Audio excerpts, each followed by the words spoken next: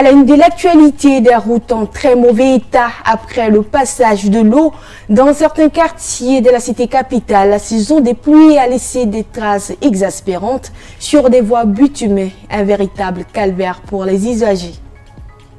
Et puis, dans ce journal également, le cancer de la prostate cible les hommes, une maladie pitoyable qui peut être guérie si elle est dépistée à temps, selon le président de la Ligue tchadienne contre le cancer.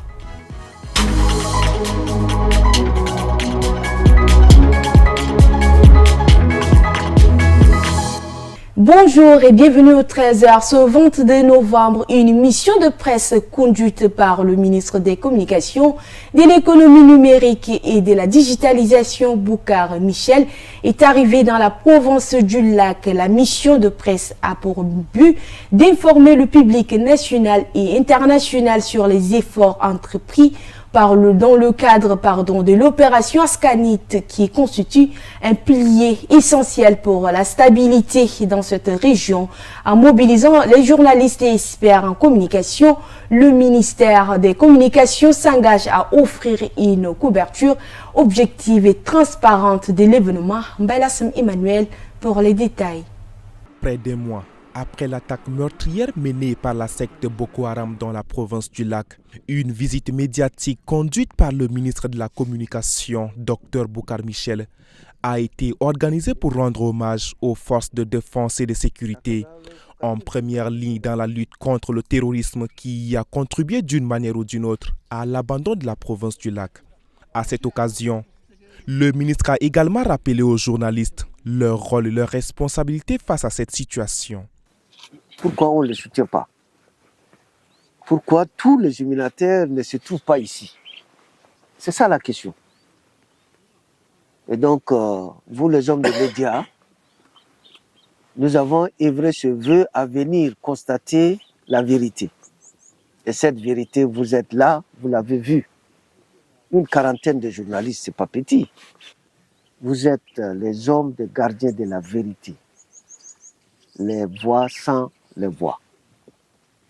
Qu'est-ce qu'on pourra dire de cela?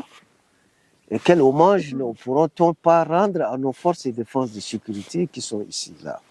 Cette visite a révélé les dures réalités de la province du Lac, notamment dans la localité qui a été le théâtre des affrontements entre l'armée tchadienne et Boko Haram. La désolation est omniprésente. Un constat partagé par le ministre de la Défense, Issaka Maloua Djamous, qui a lancé un cri d'alarme. Cette population souffre. Je pense que les journalistes ont vu. Il n'y a pas de route ici. Il n'y a pas de route. Il n'y a que l'eau. Donc, soit on est en hors-bord, soit on est dans ce qu'ils appellent teke-teke, c'est-à-dire hors-bord à mobilité humaine, avec les pagaies, ou des bateaux. Il n'y a pas de route ici. Il convient de noter que cette visite s'inscrit dans une stratégie globale visant à répondre aux menaces sécuritaires tout en promouvant le développement socio-économique de la province. Le sous-développement de cette région constitue en effet un facteur clé dans l'expansion du terrorisme. Après la saison pluvieuse, les nids de poules apparaissent un peu partout sur les différentes voies de la ville de N'Djamena. La dégradation avancée de ces voies crée des embouteillages, voire même les accidents, comme la route de Paris-Congo et Abénan. Plusieurs rues de N'Djamena sont aussi dégradées. Les détails avec vous, Alataroum Gislaine. Un véritable casse-tête chinois pour les usagers. Ils traversent cette voie entre les nids de poules et les parties réduites en terre. Les conducteurs de véhicules et de mototaxis, eux, s'adaptent à contre-cœur. La route n'est pas en bonne condition et puis il y a plein d'accidents, quoi. Chaque jour, je suis là sur place, je vois beaucoup de gens qui sont tombés. Même voir aujourd'hui, un de mon petit qui a fait l'accident dû à cette devanture là seulement. Nous, les usagers, on a trop de problèmes, on a des lacunes à circuler librement.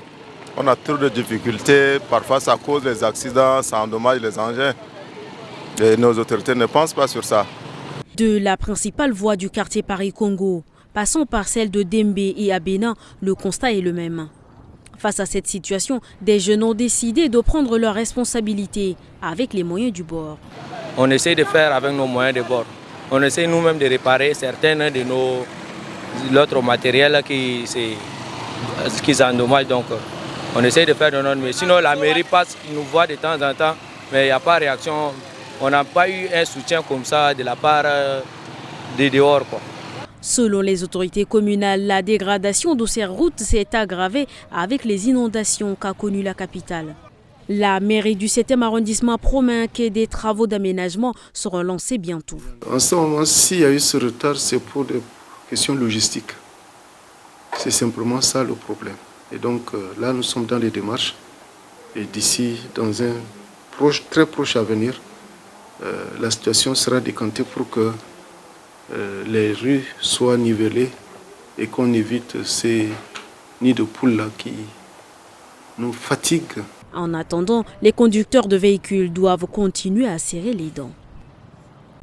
Autre chose, dans le cadre du mois de sensibilisation contre le cancer de la prostate dénommé Novembre Bleu, la Ligue tchadienne de lutte contre le cancer a organisé une conférence débat ce 22 novembre 2024 dans la grande salle multimédia de la grande mosquée de N'Djamena. Cette rencontre a permis de sensibiliser sur les dernières méthodes de prévention et de protection contre cette maladie.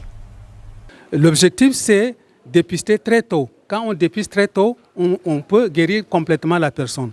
Mais si on dépiste très tardivement, donc la guérison devient plus compliquée, la survie ne dépasse pas 5 ans. Donc, tous les hommes de plus de 45 ans sont appelés à se faire dépister. Le dépistage, on le fait partout dans des hôpitaux. Donc, voyez, n'attendez pas seulement que vous ayez d'abord les signes. Vous avez des problèmes à uriner, vous avez des difficultés à uriner, n'attendez pas cela. Dès que vous avez 45 ans, c'est fini. Et surtout que si dans votre famille, si votre papa, votre oncle a un problème de la prostate, vous qui êtes un garçon dans la famille, allez-y rapidement vous faire dépister. Religion, une messe d'au revoir et d'installation du nouveau curé de la paroisse Sacré-Cœur de Colomb a eu lieu ce dimanche. Cette célébration a été présidée par Monseigneur Nicolas Nadibab, évêque du diocèse de l'Aï, en présence du préfet du département de la Tandilé, Ouest Daoud Souleymane Ousmane, ainsi que des fidèles chrétiens, des parents et amis. C'est par un chant d'entrée que le célébrant et ses acolytes ont été accueillis à l'autel pour cette célébration eucharistique. Au cours de la messe, plusieurs lectures ont été faites. La première était tirée du livre de Daniel, suivie de l'évangile de Jésus-Christ. Dans son homélie, Monseigneur Nicolas Nadibab a insisté sur l'amour et la royauté du Christ, qu'il a décrite comme des symboles d'amour et de paix. Il a exhorté le nouveau curé à aimer ses fidèles pour que l'évangile soit annoncé aux âmes égarées. Il est celui qui se met à genoux devant ses apôtres pour leur laver les pieds. Il est le bon berger qui part à la recherche de la brebis perdue. Un jour, il a précisément dit « Je suis venu chercher et sauver ceux qui étaient perdus ». Il est surtout celui qui a livré son corps et il a versé son sang pour le salut de la multitude. Après l'homélie, l'évêque a procédé à l'installation officielle du nouveau curé, Guillaume Diqueux. Ce dernier a promis de rester fidèle à l'annonce de l'évangile et de tout faire pour amener les brebis égarées à Christ. Le sous-préfet de Colomb, Duxunangaro, a salué le dévouement de l'homme de Dieu dans l'accomplissement de sa maison.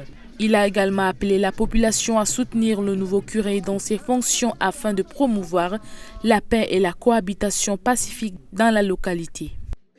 Tchad Info Midi, c'est aussi l'information de nos frontières et c'est avec vous, Bekoto Junior. En page étrangère de cette édition au Mali, limogé mercredi après avoir critiqué la junte au pouvoir à Bamako, l'ancien Premier ministre Choguel Maïga l'a confié à ses proches. Pas question de prendre sa retraite politique. Il prépare son retour sur la scène politique locale. Après quelques jours de repos, l'ex-Premier ministre Choguel Maïga va reprendre ses activités politiques. Il aura 2 leviers selon ses proches. Son parti, le Mouvement patriotique pour le renouveau, mais aussi la frange du M5, mouvement politique qui lui a permis d'être nommé à la primature en 2021.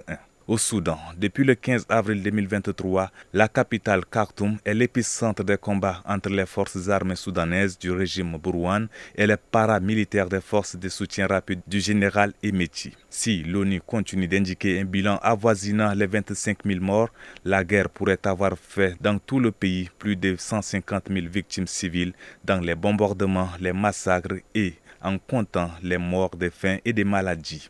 Dans l'est de la République démocratique du Congo, les femmes déplacées fuyant la guerre sont souvent victimes de violences sexuelles dans les camps autour de Goma. Selon OCHA, le nombre de cas de violences sexuelles dans l'est du pays ont explosé. Les organisations locales de défense des droits de la femme plaident pour que les auteurs soient punis.